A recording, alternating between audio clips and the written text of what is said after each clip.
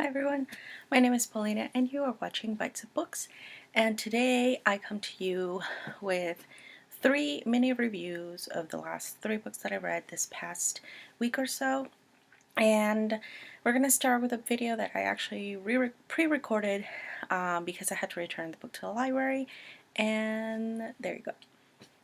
More Than This by Patrick Ness is a book about a boy who, at the very beginning, the very first page of the book, you learn that he drowns, he dies, and then he wakes up in a place that he kind of recognizes, kind of not.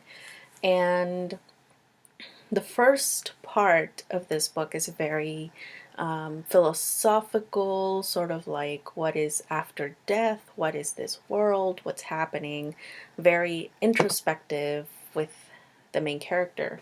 But then it gets weird, it gets very strange. The second and third parts are very confusing, like you still don't know what's happening. And I mean, this is a 472 page book, and I feel like this story is very interesting. It reminded me of Albus's quotation of, if it's all happening inside your head, Harry, it doesn't mean it's not real, or does it mean it's not real? And I think a lot of this, of what's happening in Seth's death or life at that moment, he wonders if it's all like in his head, if it's real, if it's not real, or where he is or what's happening. And I don't want to give too much away, but I think that the main point of this book is that there is more than this. Like, we always feel like in our lives there is more that we could achieve or explore. And that can be taken in many different kinds of ways. It can be taken spiritually, it can be taken career-wise, family-wise. There's always more that we could do, more that we can explore, and there is always a world ahead. And I think this book tries to explore that, and it is successful to a certain extent. I feel like this book could have worked better for me if it were shorter, because there were a lot of there were like half-finished stories within the book, which kind of annoyed me because I wanted to know what that story was going to be like, and it never got any closure. So we get snippets of Seth, the main character's story, before he dies, and like a lot of that was very interesting, and I wanted to know more about that. And then there was also the idea of what was happening now in this new world, and that also was really explored. And I get that the point is that there is always more than this. Like, that's kind of the point, right? However, I feel like that could have just been done in a much shorter book. That's what I think of this. So that's pretty much what I think of it. I gave it 3 out of 5 stars, because there were points where I was just like, okay, I just want this to be done. I just want this to end so I can know what happens, and that's it. So I think that I would recommend this book to those people who want a story that kind of makes you think far more than just what's happening in the book, because a lot of this ideas that are in the book have very big implications as to what you think about your life, what you think about death, what you think about the world that we live in. And so it is definitely a book that will make you think about those ideas, but don't expect a story that is very superficial and that just has like a story like beginning, climax, and the end. Like, that does not exactly happen here. So just be wary of that. And I like the book, but I feel like it could have gone much further for me if it had just been condensed a little bit.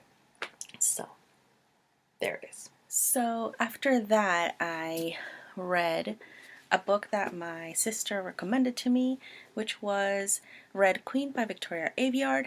And this book is about a society where there is a division of people based on the type of blood they have.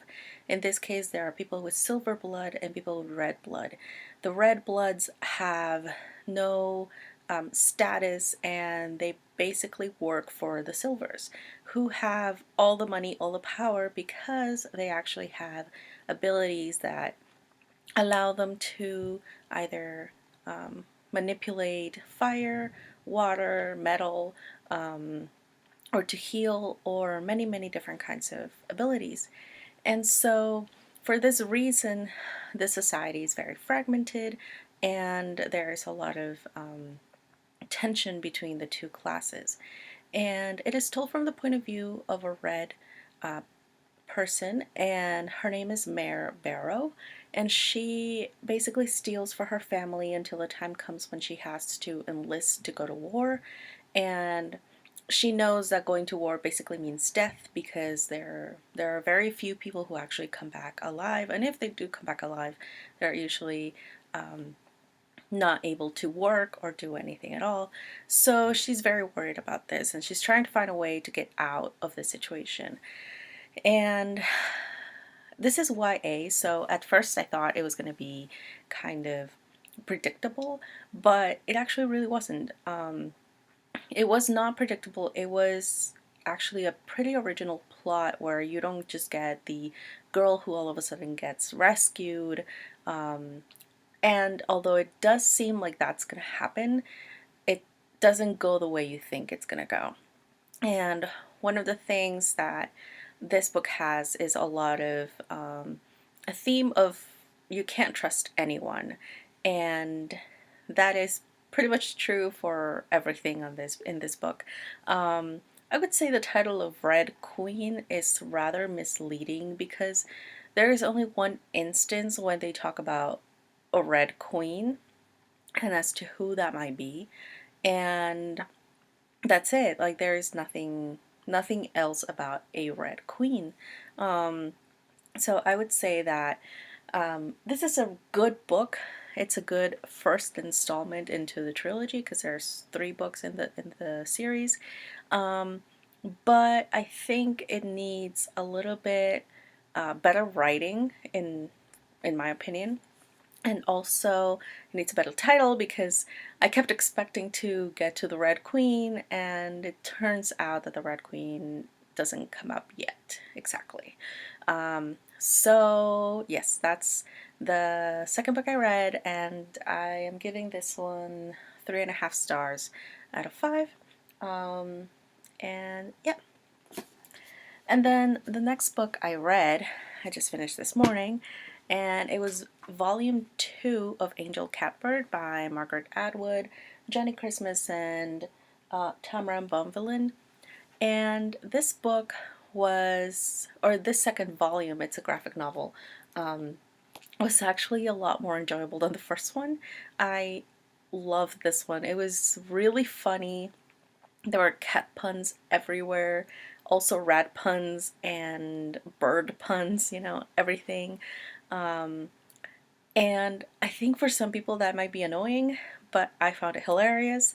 And the drawings were really great. Let me show you one that I really liked.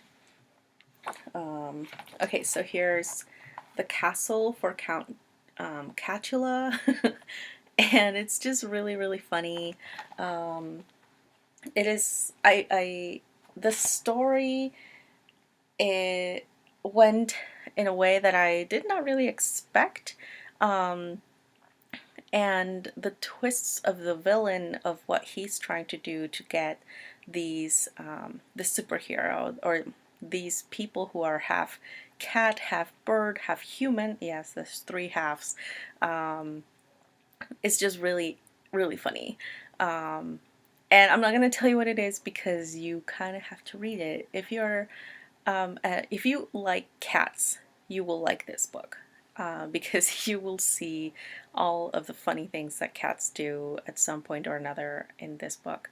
And yeah, so it ended up with a cliffhanger, so I'm going to see if I can get the 3rd volume from the library soon, so I can keep going with this series, or this graphic novel.